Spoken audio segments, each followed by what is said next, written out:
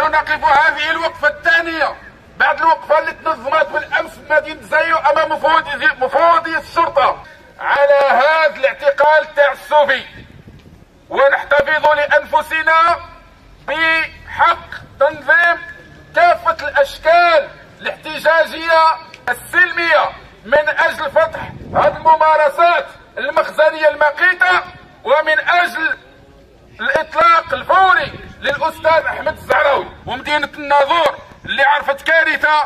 بدل ما المخزن تعرى فيها بدل ما يلقى يعني تكون خدمات للمواطن، بدل ما تكون تهمم بالمطالب ديال الساكنة، فهو كيعتقل الشرفاء، كيعتقل الناس الأحرار، كيعتقل الناس النزهاء، وكيدعهم السجن ظلما وعدوانا.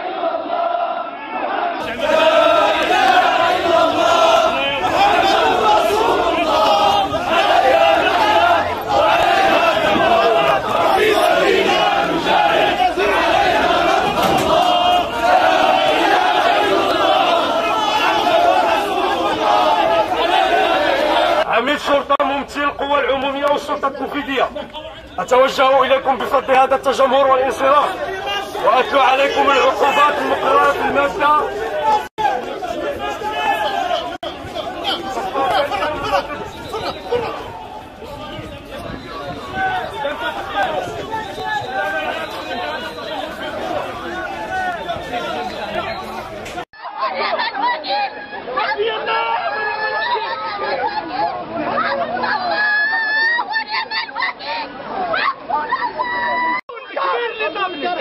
المسؤول الكبير اللي ضربني انايا. اي مسؤول الكبير باش ضربني. حسبي الله ونعم الوكيل.